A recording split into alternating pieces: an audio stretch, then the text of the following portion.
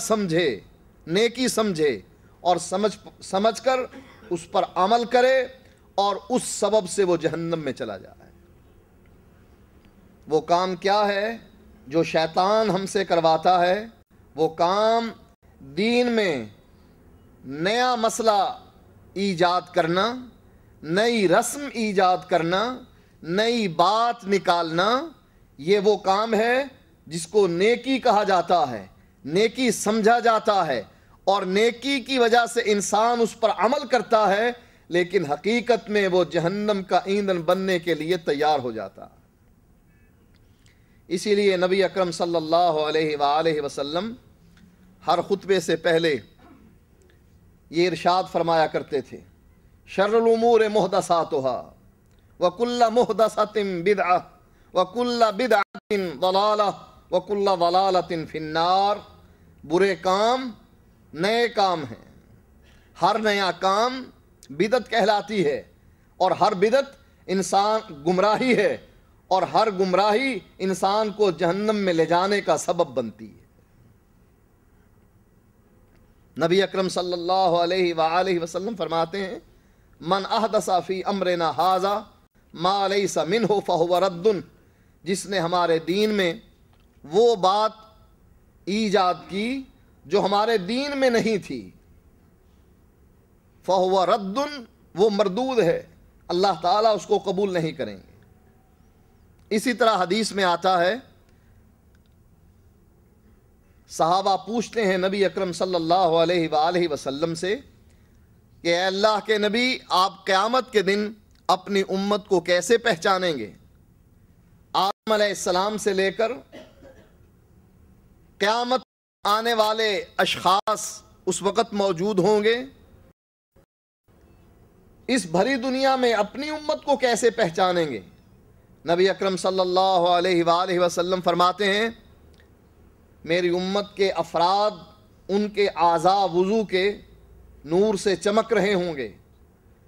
وضو کا یہ اثر ہوگا کہ جہاں جہاں وضو کا پانی ان کے چہروں پر، ان کے ہاتھوں پر، ان کی کوہنیوں تک جہاں جہاں بھی پہنچا ہے، وہ نور کی طرح چمک رہے ہوں گے۔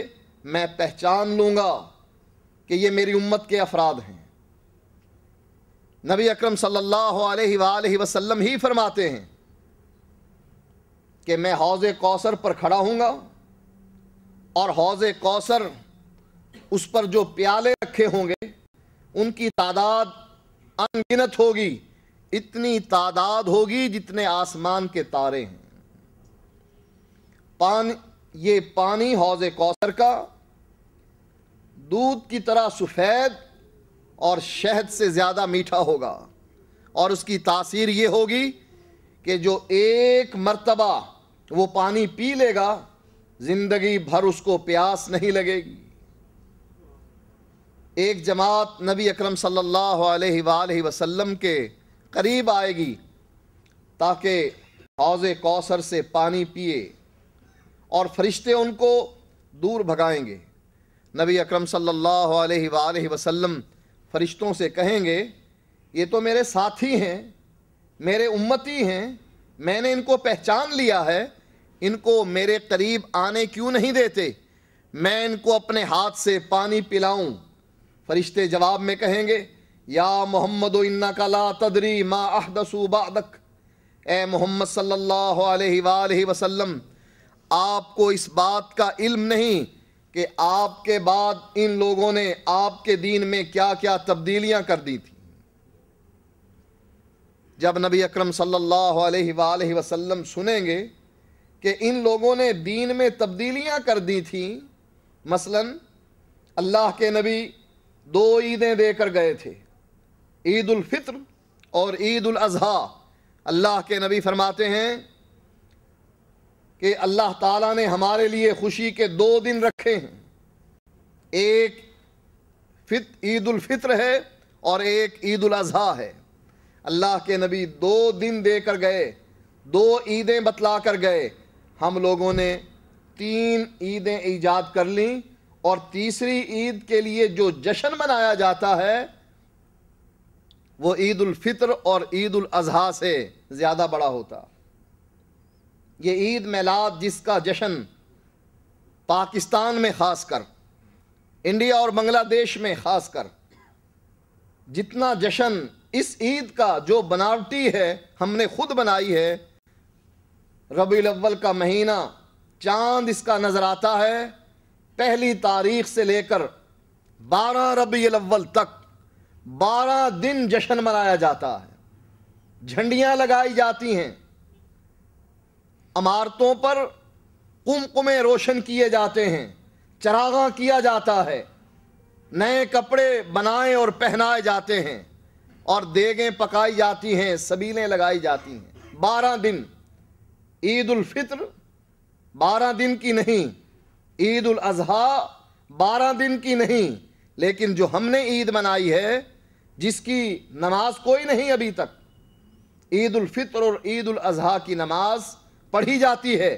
ہو سکتا ہے کچھ سالوں کے بعد ہم اور ترقی کی منازل طے کریں، اور جس طرح عید الفطر اور عید الاضحیٰ کی نماز باہر گراؤنڈ میں پڑھی جاتی ہے، ہو سکتا ہے کہ ہمارے ملک میں عید میلاد النبی کی بھی نماز شروع ہو جائے۔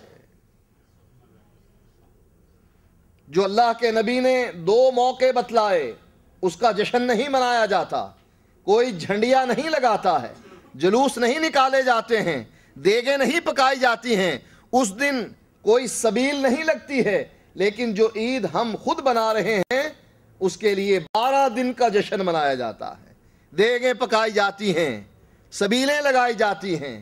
یہ وہ کام ہے جو نبی اکرم صلی اللہ علیہ وآلہ وسلم نے نہیں کیا۔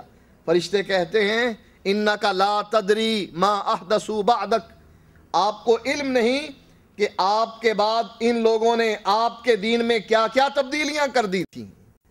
نبی اکرم صلی اللہ علیہ وآلہ وسلم جب سنیں گے کہ انہوں نے اللہ کے اس دین میں، جس کو اللہ فرماتا ہے الْيَوْمَ أَكْمَلْتُ لَكُمْ دِينَكُمْ وَأَتْمَمْتُ عَلَيْكُمْ نِعْمَتِي وَرَضِيتُ لَكُمُ الْإِسْلَامَ دِينًا، اے لوگو میں نے آج دین مکمل کر دیا،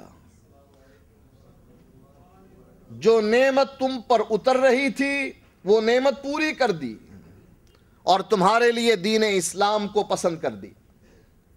جس دین کو اللہ تعالیٰ نے مکمل کیا تھا، فرشتے کہتے ہیں آپ کو علم نہیں انہوں نے اس دین میں کیا کیا تبدیلیاں کر دیں۔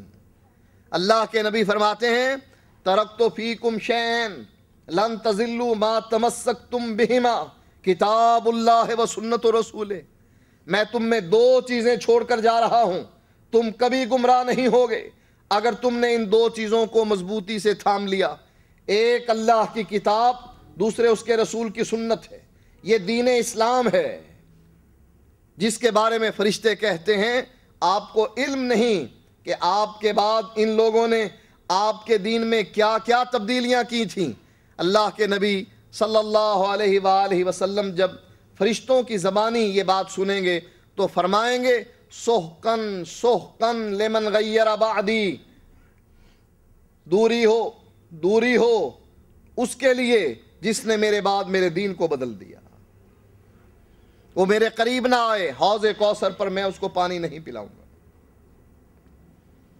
احمد یار نعیمی جال حق کے مصنف ہیں، بریلوی عالم ہیں، وہ اپنی کتاب جال حق میں دیوبندیوں سے بحث کرتے ہوئے لکھتے ہیں کہ تم لوگ دین میں بدعت کے بارے میں کہ دین میں بدعت کرنا یہ جائز نہیں ہے، تم یہ واویلا کرتے ہو۔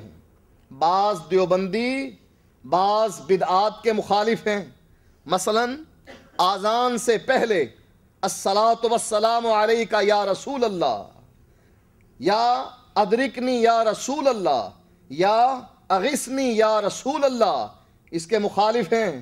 وہ یہ نہیں مانتے ہیں کہ آذان سے پہلے صلاۃ و سلام کی جائے۔ اسی طریقے سے مردے کو دفن کرنے کے بعد بعض بریلوی علماء اس کی قبر پر کھڑے ہو کر آذان دلواتے ہیں تاکہ اس کو بتلا دیا جائے جو قبر کے اندر ہے کہ آذان ہو گئی ہے، نماز پڑھنے کے لیے کھڑے ہو جاؤ۔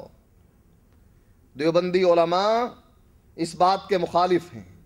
بعض بدعات کے خود مرتکب ہیں دیوبندی، لیکن بعض بدعات میں بریلویوں کی مخالفت کرتے ہیں.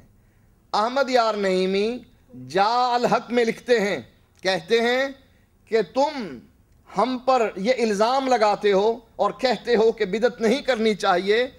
سنو، ہمارے دین میں، ہمارے کلمے میں، ہمارے ایمان میں بدعت شامل ہے. لکھتے ہیں کہ دیکھو، نبی اکرم صلی اللہ علیہ وآلہ وسلم کے زمانے میں شریعت ایک تھی، طریقہ ایک تھا. وہ طریقہ یہ تھا کہ من اطاعنی دخل الجنہ، جو میرے پیچھے چلا وہ جنتی ہے، ومن عصانی فقد ابا، اور جس نے میری نافرمانی کی وہ جہنمی ہے. ایک طریقہ تھا، ایک راستہ تھا.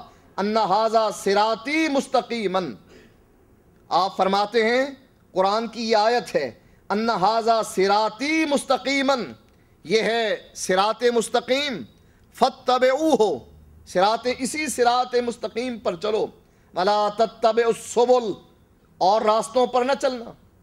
ابن ماجہ کی روایت ہے، اللہ کے نبی نے، عبداللہ ابن مسعود رضی اللہ تعالیٰ عنہ بیان کرتے ہیں اس روایت کو، کہ اللہ کے نبی نے خط لنا رسول اللہ صلی اللہ علیہ وآلہ وسلم خطاً، اللہ کے نبی نے ایک خط کھینچا، ثم خط خطوطا عن یمینہ وعن شمالہ، پھر دائیں طرف بھی خط کھینچے اور بائیں طرف بھی. ابن ماجہ کی روایت میں ہے کہ 2 خط دائیں طرف اور 2 بائیں طرف کھینچ دیے، 4 راستے بنائے. 4 راستوں پر اللہ کے نبی نے فرمایا شیطان بیٹھا ہے، یدعو الیہ، اپنی طرف دعوت دے رہا ہے کہ آؤ میری طرف آؤ. یہ نیکی کی دعوت دے رہا ہے، ان راستوں پر بیٹھ کر نیکی کی دعوت دے رہا ہے، گناہ کی نہیں. اور نیکی کی دعوت دے کر یہ لوگوں کو جہنم کا ایندھن بنانا چاہتا ہے. نبی اکرم صلی اللہ علیہ وآلہ وسلم فرماتے ہیں کہ دیکھو، یہ جو درمیان میں نے ایک لائن کھینچی ہے سیدھی، یہ صراط مستقیم ہے، اس پر چلو اور ان 4 راستوں پر نہ چلنا. احمد یار نعیمی دیوبندی علماء کو جواب دیتے ہوئے کہتے ہیں کہ یہ بدعت ہمارے دین میں، ہمارے کلمے میں، ہمارے ایمان میں داخل ہے. کیوں؟ کہتے ہیں کہ نبی کے زمانے میں نہ کوئی حنفی تھا، نہ کوئی شافعی تھا، نہ کوئی مالکی تھا اور نہ کوئی حنبلی تھا. ہم نے